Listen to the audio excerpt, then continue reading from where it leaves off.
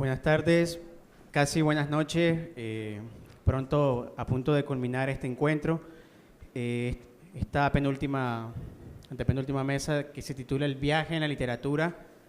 Y tengo el placer de estar aquí acompañado de tres grandes escritores que me parece que son tres escritores claves para poder, si no entender, al menos tener una idea de lo que es la literatura contemporánea en Hispanoamérica. La mesa se titula El viaje en la literatura. Nos acompañan acá Rodrigo Rey Rosa, escritor guatemalteco, Luis Leante, escritor que nos acompaña de España, también Ricardo Menéndez Salmón, de España. Y si me lo permiten, voy a leer una breve biografía de ellos. Rodrigo Rey Rosa, quien nació en Guatemala en 1958, entre sus novelas y libros de relatos se encuentra El cuchillo del mendigo, El agua quieta, Cárcel de árboles, Que me maten sí, 1996. Ningún lugar sagrado, también de cuentos, La orilla africana, Piedras encantadas, Caballeriza, El material humano, entre otras. También Rodrigo se ha destacado como un excelente traductor de escritores del francés, entiendo, ¿verdad? Y de Estados Unidos, del inglés al español. Y en el año... No, exacto, Norman Lewis. Y en el año 2004 fue ganador del premio Miguel Ángel Asturias, que es un premio nacional e importante en Guatemala. En el 2015, Rodrigo ganó el premio iberoamericano en letras José Donoso por el conjunto de su obra. Asimismo, bueno, Ricardo Menéndez Salmón, nacido en Gijón en 1971. Ricardo Menéndez es licenciado en Filosofía por la Universidad de Oviedo. Ha publicado libros de relatos como Los caballos azules y Gritar, las novelas La filosofía en invierno, Los arrebatados, La noche feroz, La ofensa, Derrumbe, El corrector 2009, entre las más recientes La luz es más antigua que el amor 2010, Medusa. Sus dos últimas novelas, Niños en el tiempo 2014 y El sistema 2016, ha obtenido respectivamente el Premio Las Américas y el Premio Biblioteca Breve.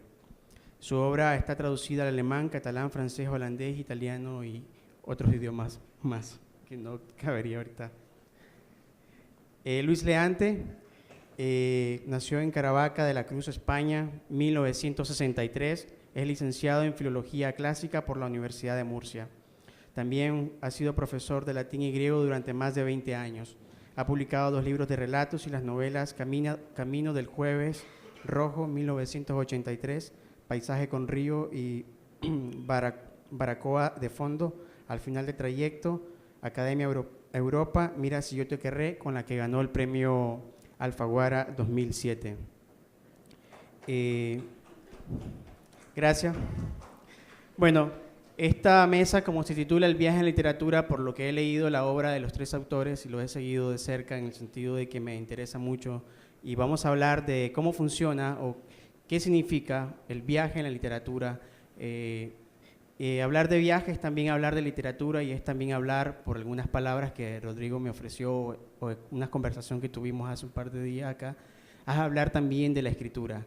Yo quisiera saber, en primer lugar, qué significa para ustedes el viaje y cómo funciona el viaje dentro de su propia literatura. No sé si quieres empezar, Luis. Pues el viaje en realidad es una prolongación de la literatura, o quizá la literatura sea una prolongación del viaje. Por las características de mi lugar de nacimiento y de mi vida, yo empecé a leer de forma tardía, y la literatura, yo soy lector de biblioteca, mis padres no tienen estudios, apenas fueron al colegio, jamás hubo un libro en mi casa.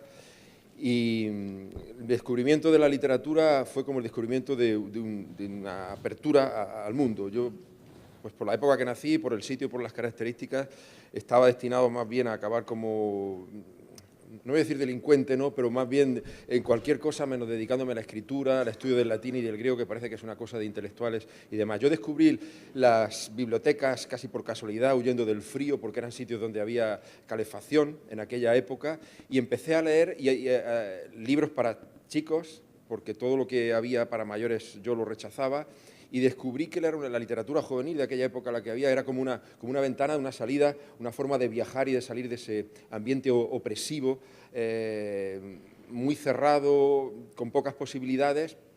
Y la lectura de esos libros, porque yo solamente leía ese tipo de libros, me llevó a la escritura. La escritura para mí era una manera de viajar con la imaginación, de salir, y yo lo que en realidad quería no era ser escritor, era viajar. Como a los 16 años, creo que a los 16 años, el resultado de todas aquellas cosas que leía y escribía dio un premio literario para chicos de 16 años que consistía en aquella época, estoy hablando del año 1979, 16 años, sí, que consistía en 11.000 pesetas. Eso es ahora como $50 o 50 euros o más o menos. Y el premio yo lo gasté completo, era una fortuna en aquella época para mí. Lo gasté completo en una tienda de campaña, un saco de dormir y una mochila para recorrer el mundo. Mi sueño era recorrer el mundo, pero con 16 años. Y empecé a recorrer el mundo en un perímetro de 11 kilómetros, que era lo que me permitían las piernas, no, pero y mis padres.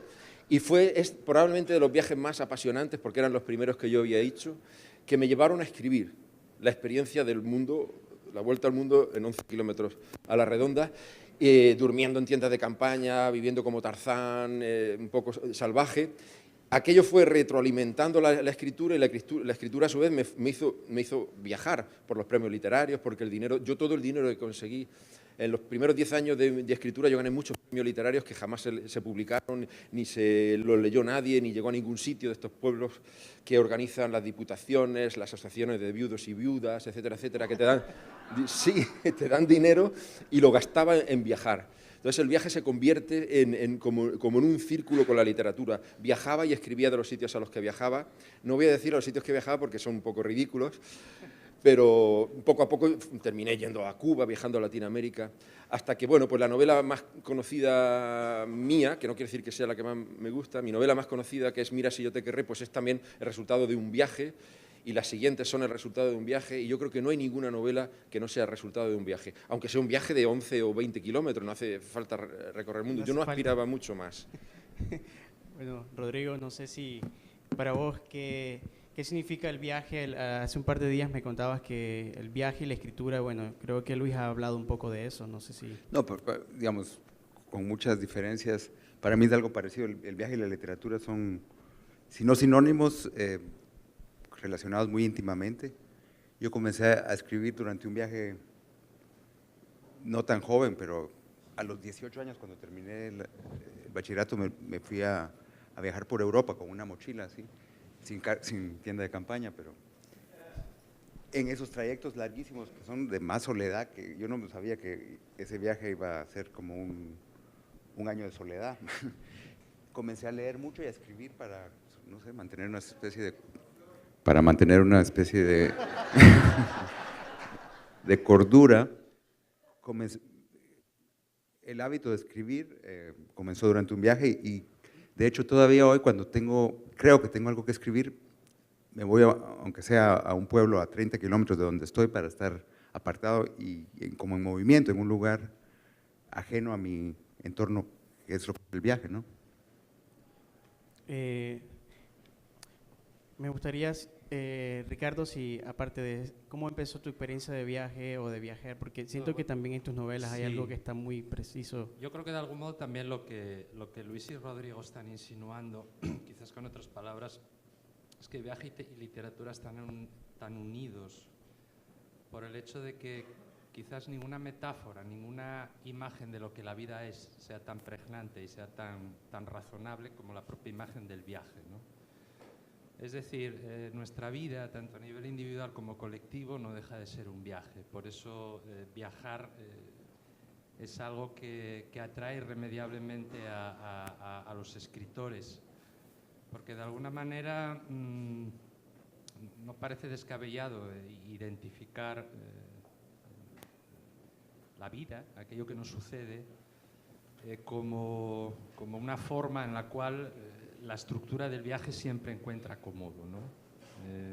Insisto, de alguna manera cuando uno va ganando edad y echa la vista atrás, lo que va dándose cuenta es de que su peripecia, de que su trayectoria a lo largo del tiempo y del espacio se puede concebir como un viaje, con sus regresos, con sus paradas, con sus países de fábula, con sus aduanas, con sus fronteras, con sus exilios, con sus migraciones, con sus lugares acogedores, con sus lugares hostiles, ¿no?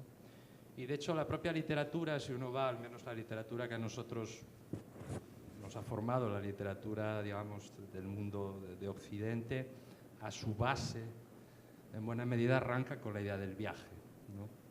Es prácticamente imposible para un lector occidental escapar de la idea de que en los primeros libros, estoy pensando en Odisea sobre todo, es muy difícil ya quitarse de encima desde muy pronto esta idea de que los mapas nos recorren, ¿no? Al fin y al cabo, yo creo que la historia se construye siempre sobre la geografía. Y partiendo de esa evidencia, tanto, insisto, a nivel individual como a nivel de colectividades, es irremediable que el viaje ocupe un lugar central en nuestra consideración y en nuestro imaginario, ¿no?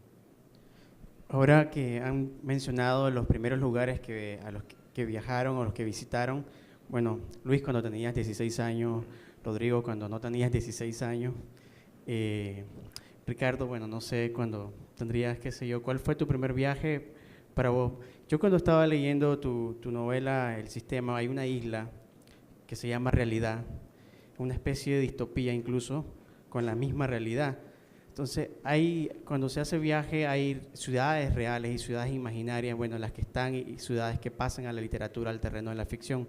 En este caso me gustaría que ampliaras un poco más sobre la idea de este terreno propio o esta geografía creada propiamente de la imaginación. Yo creo que todos tenemos ciudades literarias, ¿no? Para un español, por ejemplo, y para una persona además del Atlántico, como es mi caso, era irremediable. Mi primera ciudad literaria fue Lisboa. Era la que más cerca, quizás, dentro de las grandes ciudades que ha dibujado el imaginario de la literatura, la Lisboa de Pessoa quizás sea mi primera parada y fonda, ¿no? Luego he ido descubriendo otras ciudades literarias, por ejemplo, la Venecia de James, la Venecia de Proust, la Venecia de Wagner o de Nietzsche. He hecho muchos viajes por Centro Europa siguiendo las huellas, los viajes por lugares, algunos muy literarios como Praga, otros muchos menos literarios como Riva, por ejemplo, pero siguiendo las huellas de Kafka, que es mi gran héroe literario. Y luego pues también me he alimentado de ciudades que no tienen un lugar exacto en los mapas reales, pero que están en el ánimo de todos nosotros. Pues estoy pensando en el Macondo de Santa García María Márquez, estoy pensando en la Yognapataupa de Follner, ¿no? Estoy pensando incluso, bueno, pues en la Comala de Rulfo, a quien celebramos este siglo, o ya incluso en el ámbito ya más personal, para mí el escritor más importante en lengua española del siglo XX, que fue Juan Carlos Onetti. Pues bueno, yo soy un santamariano. Para mí Santa María es tan real como Managua o como Nueva York, ¿no?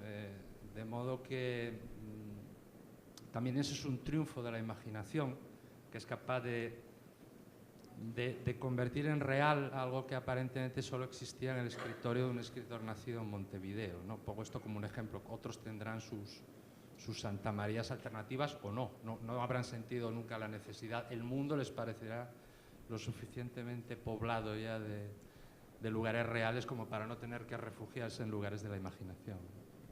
Rodrigo, en tus novelas aparece mucho, bueno, Tánger, Marruecos, y la selva del Petén de Guatemala.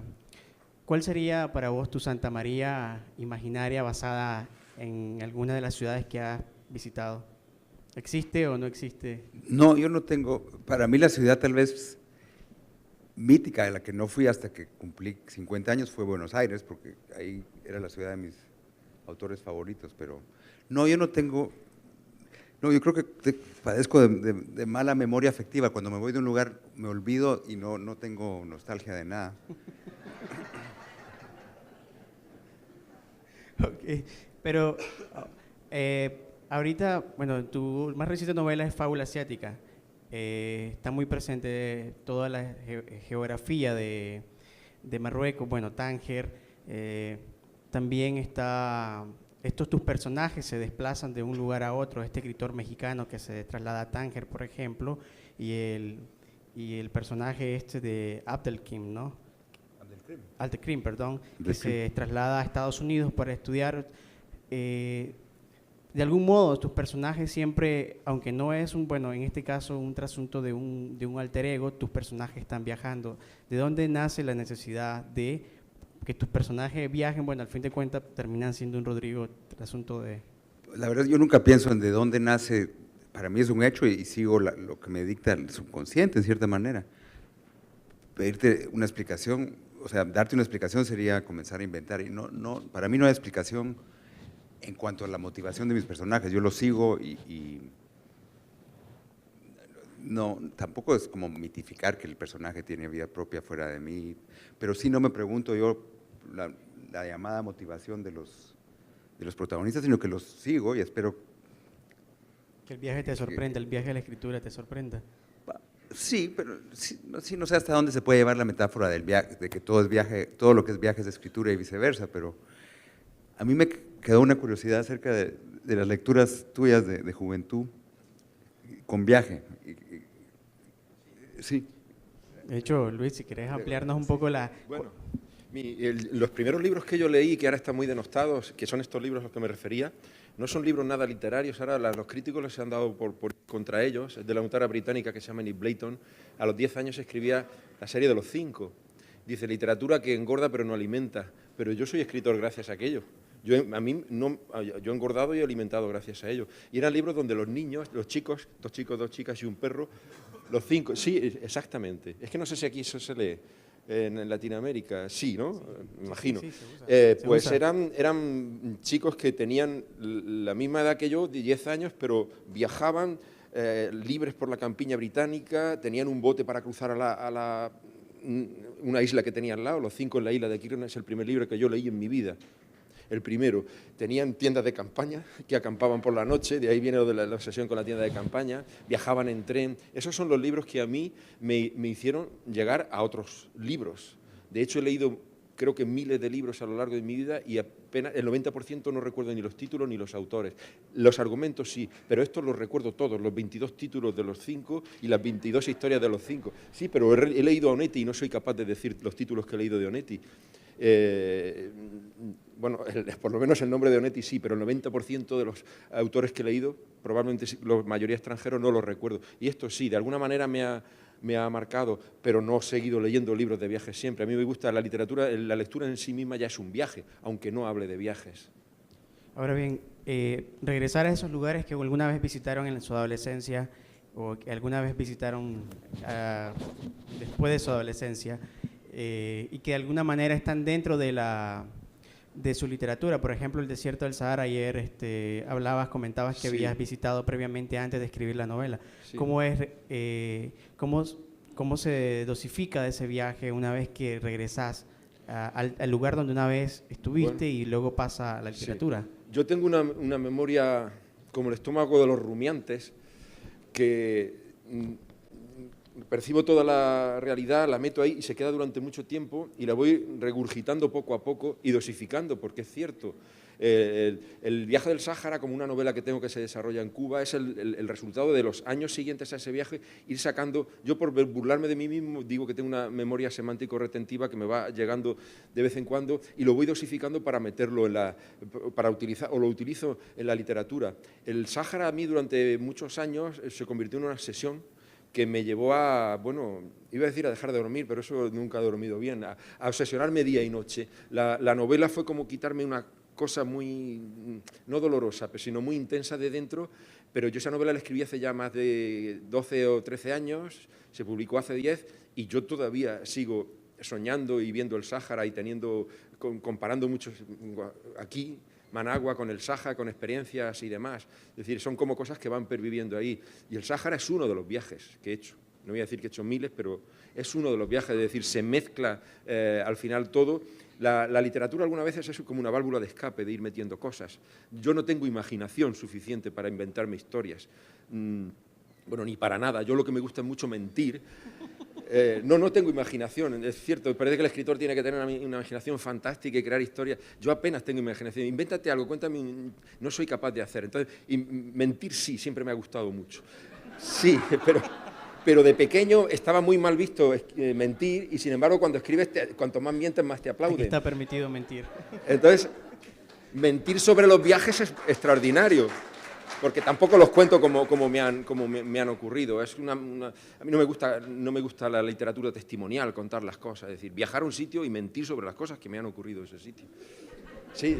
Eso es interesante porque está, de algún modo, pues rechazando la idea de, bueno, que sí que es válida la literatura de viajes o expresamente de viajes que se dedica a registrar los sitios de manera fehaciente por donde ha sucedido y contar de alguna manera tal cual como ocurrió todo.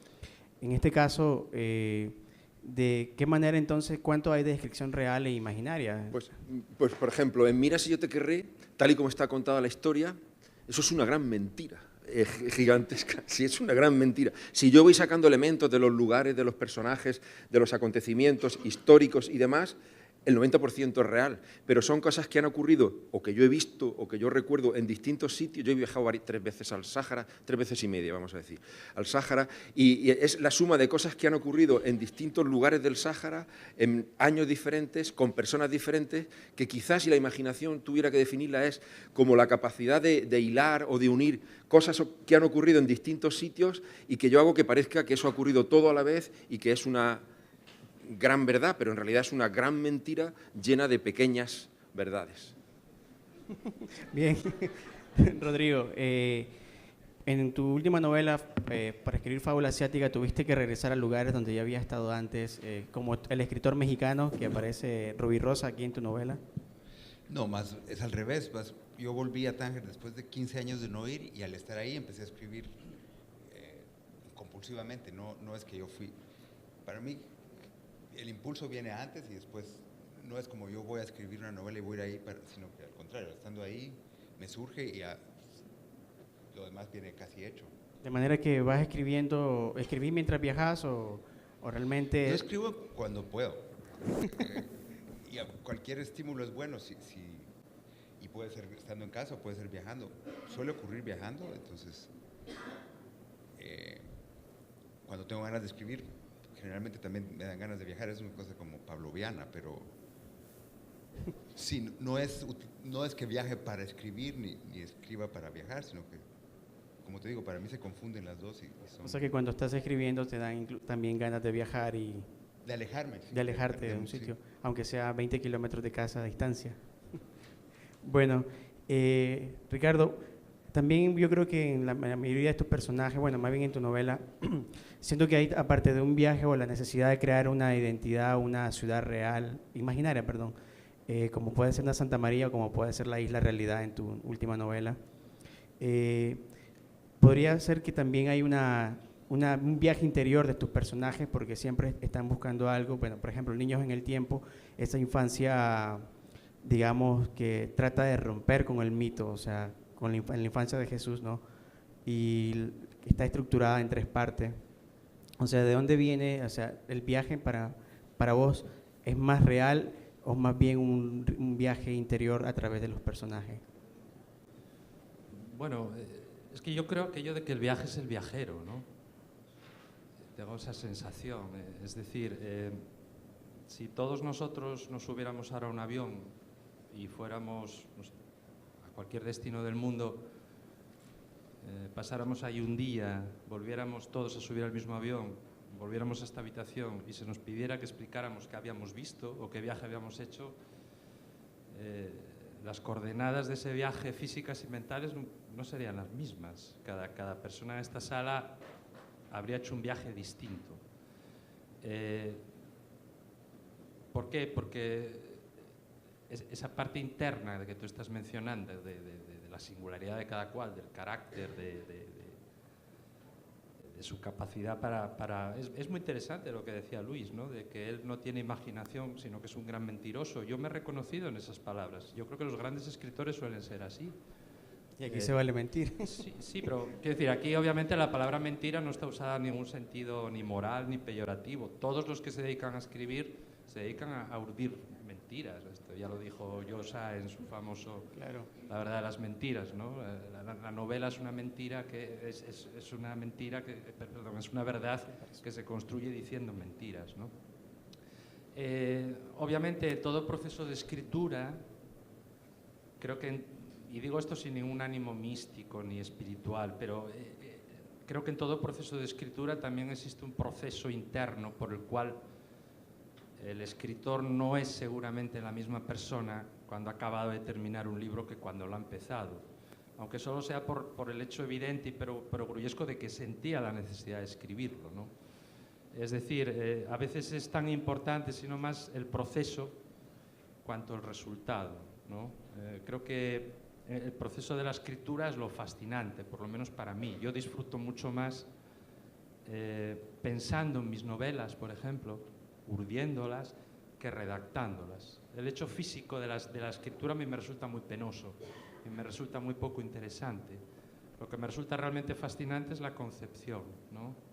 Yo decía a Lowry de que disfrutaba mucho más siendo un arquitecto de novelas que un maestro cantero de catedrales, ¿no? Hay un elemento muy fascinante en ese viaje interior, si quieres llamarlo así, en ese proceso que te conduce. No sé, pues por ejemplo, yo cuando empiezo a escribir siempre arranco de una imagen. Yo cuando comienzo a escribir un libro no tengo una idea, no sé lo que voy a escribir, no tengo ningún propósito a dónde llegar. Hay una imagen que se me ha impuesto, por las razones que sea, y que necesita ser trasladada a palabras. Después esa imagen se irá cubriendo con unos ropajes, irá adquiriendo unas ideas, irá adquiriendo una época, nacerán unos personajes. Pero al principio lo que motiva, lo que pone en marcha ese motor es una pura voluntad de fijar en palabras algo que te convoca, ¿no? Y en ese sentido, ese viaje es realmente lo importante. Quizás el producto final sea lo que menos cuenta. Ahora, regresando un poco más o menos al tema de las ciudades o los lugares o los paisajes narrados, ya sean reales o imaginados. Rodrigo, en tu caso, por ejemplo, has descrito muy bien, bueno, en realidad la selva del Petén, pero es una selva que no se parece probablemente en nada a lo que es actualmente. ¿Por qué escribir sobre el campo? ¿Por qué no de la ciudad, que existen también como Piedras Encantadas, que es una novela que se desarrolla en la ciudad? ¿Por qué, de dónde nace la motivación de escribir sobre el campo? Bueno, la selva no es el campo. Yo sobre el campo creo que nunca he escrito, pero... hay varias. No, la selva, bueno, no sé, yo creo que para mí hay dos paisajes que me atraen, el desierto y la selva, que son como polos opuestos, pero al volver después de estar 15 años fuera de Guatemala, el primer lugar que quise visitar fue la selva y la idea de tratar de transmitir eso esas imágenes en palabras fue un reto que me parecía abrumador, y entonces es un experimento de tratar de hacer eso, de tratar de imitar, digamos, verbalmente de dar el paisaje, no de describirlo, porque descripciones hay, pero eso se volvió un reto que me pasé años intentando hacerlo y todavía en eso sigo. Pero sí, para mí sí hubo un momento de escribir. Al principio, para mí las imágenes eran internas, entonces es bastante fácil recrearlas, pero tratar de transmitir el mundo exterior se volvió un reto para mí que sí es trabajo, digamos, no es tan fácil. Y he ido aprendiendo, leyendo sobre todo a los autores anglosajones, que lo hacen casi espontáneamente. Hay unas frases de Octavio Paz acerca de Rulfo y el paisaje, diciendo: ningún escritor latinoamericano nos da el paisaje, excepto Rulfo. Y hay que ver cómo lo hace Rulfo. Entonces, es una especie de sinestesia entre el sonido, la vista y el entorno, que es muy difícil lograr. Y hay las primeras líneas del Llano en Llamas son para mí una lección de paisajismo, y creo que empieza así: viva Petronilo Flores. Se oía el grito que se vino rebotando por la barranca, llegó hasta donde estábamos nosotros y luego se deshizo. Eso. Ya decía. Y Rulfo trabaja así, ¿no? El oído y la vista, todo el tiempo, un poco como percibimos la realidad, pero esa especie de ejercicio estilístico me empezó a interesar hasta que se volvió una obsesión para mí al principio. Y para mí los buenos libros de viajes tienen esa característica, que te pintan un paisaje con 3 pinceladas y tú ya estás ahí y empiezas a entender a los personajes a través del paisaje, o por qué el paisaje hace que ciertos personajes vivan y actúen de cierta forma. Entonces, para mí se volvió un problema técnico, ya no psicológico, sino que de pura técnica literaria, ¿no? Bueno, ¿y qué libro? Para un escritor de viajes es imprescindible, sino cuando uno lee a los grandes viajeros, pues de Darwin o Marco Polo o Norman Lewis o Chatwin, pasa eso, que uno está en un paisaje que no conoce y lo está viendo casi. Y cuando uno va a esos lugares ve que no son lo mismo. Pero sí son. Bueno, sí. Para el paisaje, por ejemplo, uno ve diferente. Después de haber leído a un gran escritor de viajes, uno ve un paisaje diferente que no habría visto con sus ojos sin este instrumento que es literario, no es fotográfico, porque la fotografía no te da esa profundidad.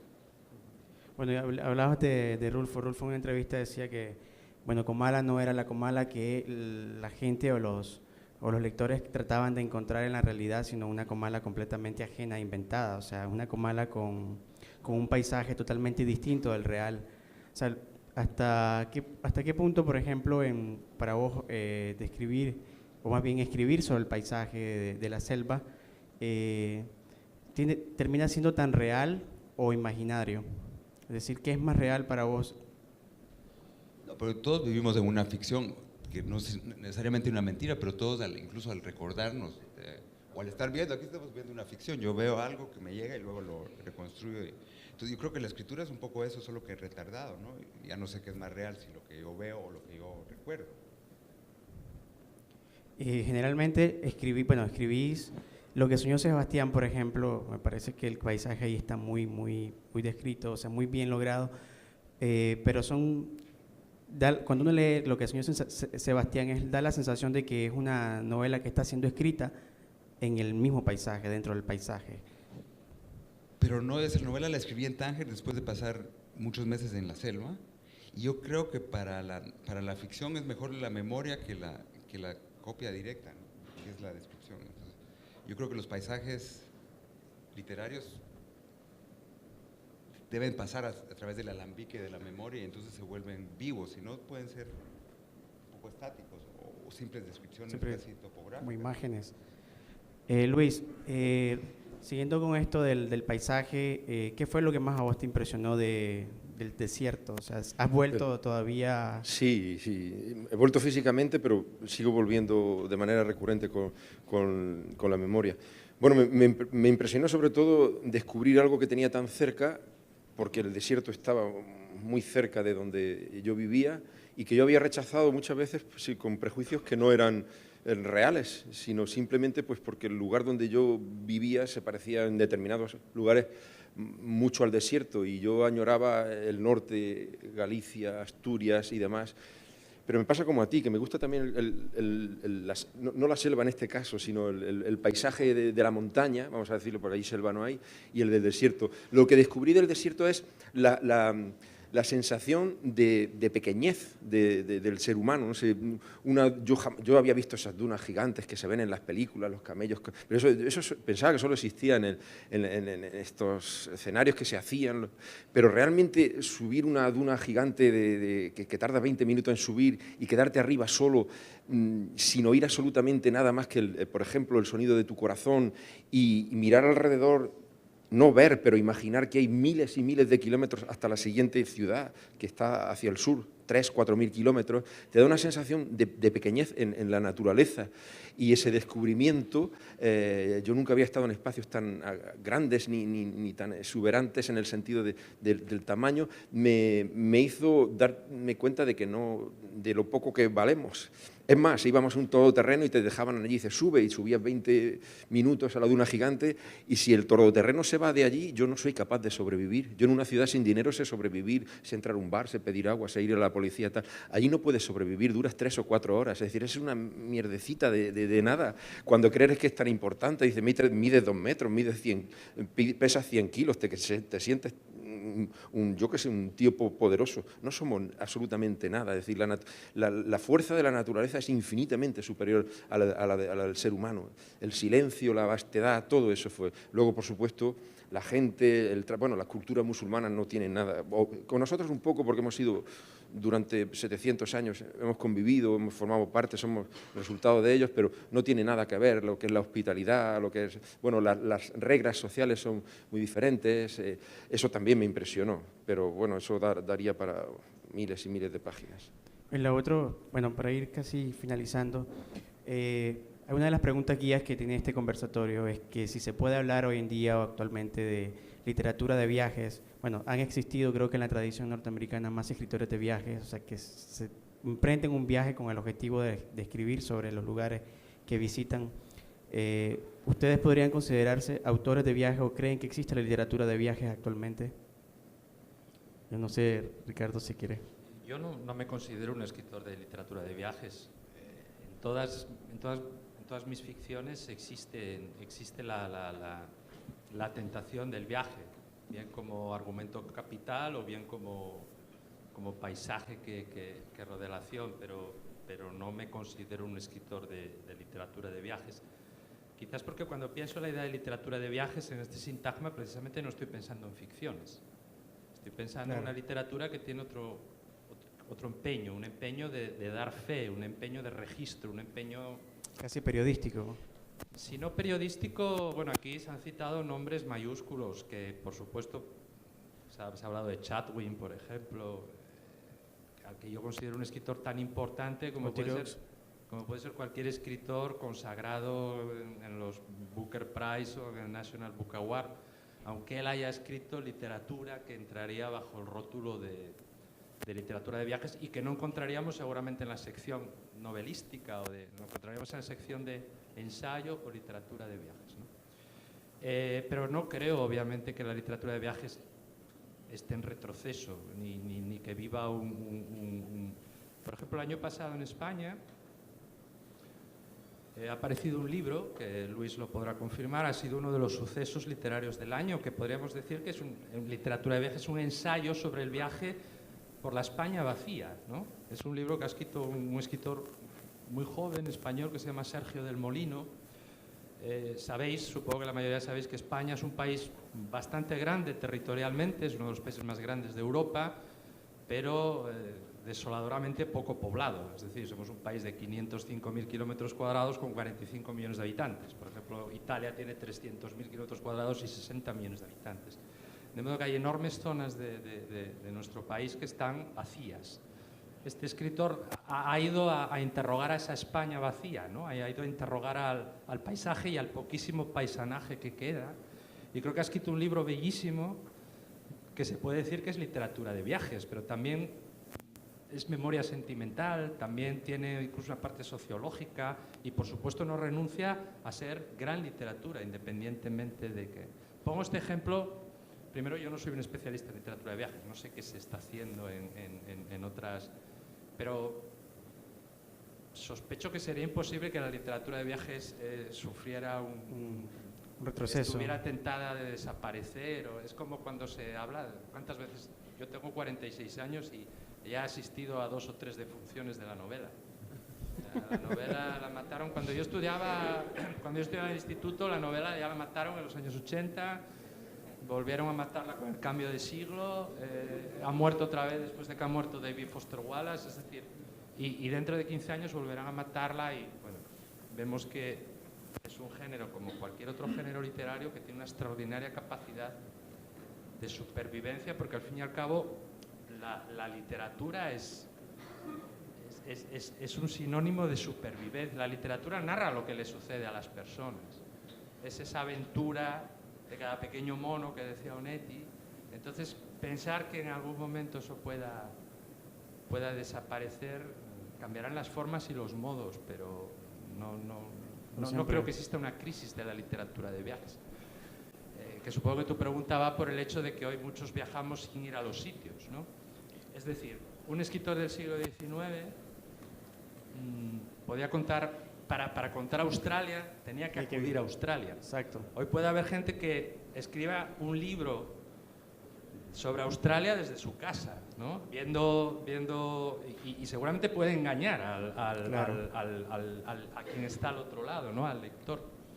Pero aun partiendo de que eso se podría dar, no creo que eso signifique que debamos desconfiar de que la literatura de viajes no pueda ser tan importante hoy como ha sido en manos de estos grandes nombres que mencionaba.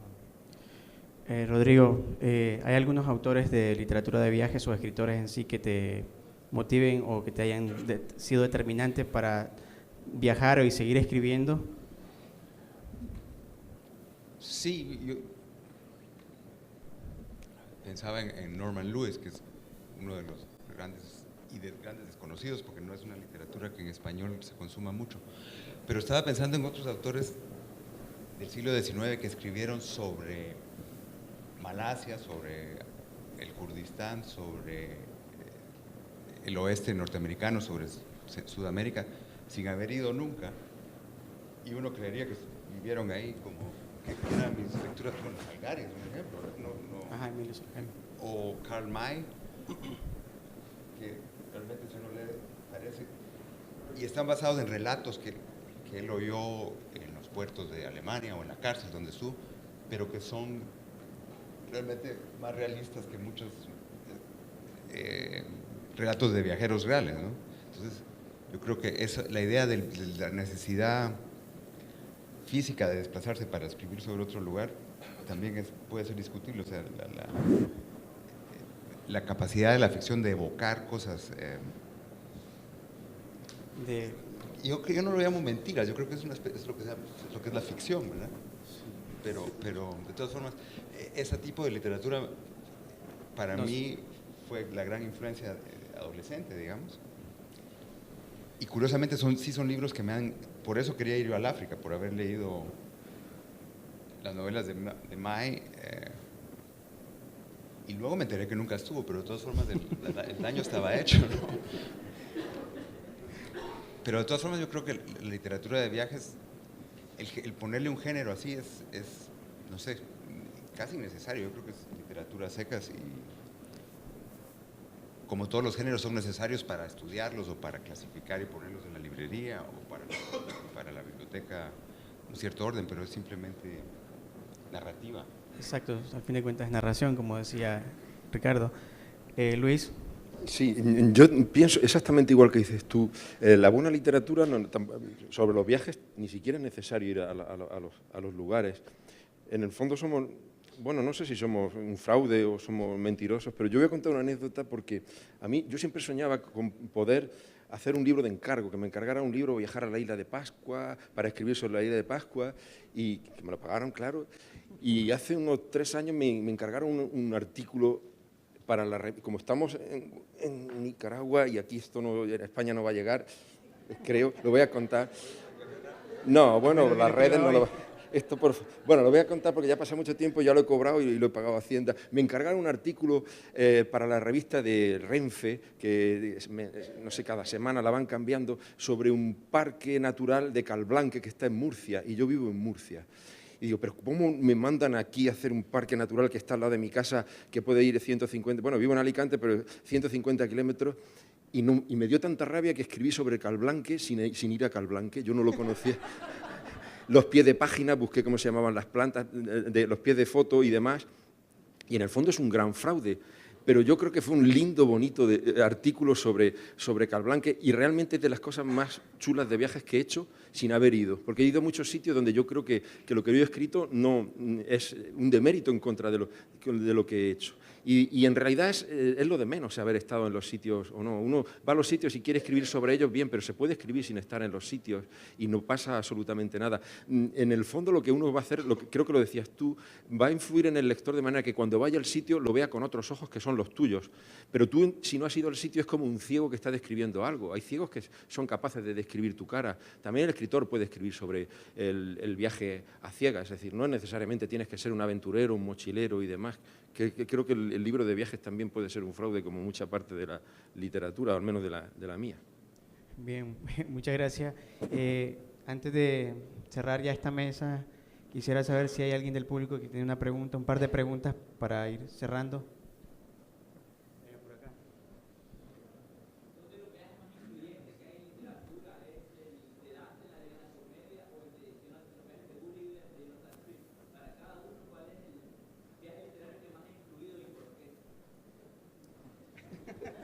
En mi caso, la vuelta al mundo en 80 días, porque es un viaje que he leído, bueno, que leí en su día y que he visto en imágenes y que he vuelto a releer hasta hace 2 años que lo he vuelto a leer porque lo estaba leyendo mi hija en el colegio y demás. Y yo creo que es el mundo es el lugar al que más vueltas le he dado yo gracias a Julio Verne. No sé, 4 o 5 veces le habré dado la vuelta. No sé si me ha influido, pero creo que es el que más he disfrutado. Yo ya lo mencioné antes, yo me quedo con la Odisea, ¿no? Me quedo con la Odisea porque en ese libro está todo lo que yo amo y sobre todo está el mar. Aquí se han hablado de paisajes que están ligados al corazón de Rodrigo y de Luis. Yo no he podido mencionar el mío, yo soy un hombre de mar.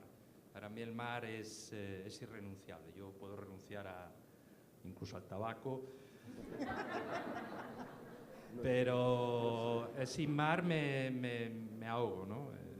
He nacido en el mar, he vivido muchos años en el mar, vivo todavía en el mar ahora, y el mar es mi recompensa cotidiana, el mar es una ventana siempre abierta, el mar es el gran elemento civilizador. Sin mar estaríamos todos, cada uno en su casa, sin habernos movido nunca, no habríamos llegado a ninguna parte, cada uno en su feudo, hasta que alguien hubiera inventado el avión, pero no creo que se hubiera inventado el avión si no se hubiera podido viajar por mar antes. Entonces la Odisea, que yo leí muy niño en una edición obviamente adaptada, y todo el mundo heroico, la aparición del primer gran héroe de la literatura, ¿no?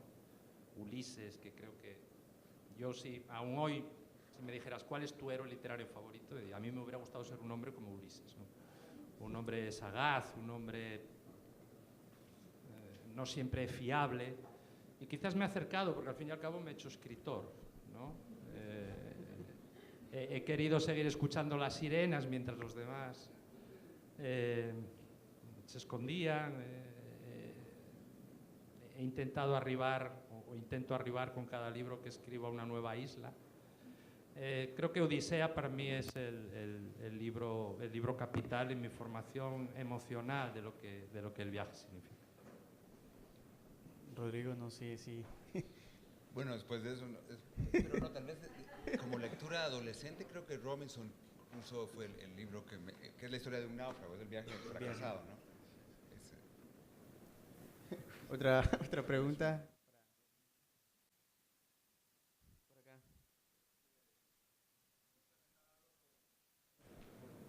¿Definirse como literatura de ficción?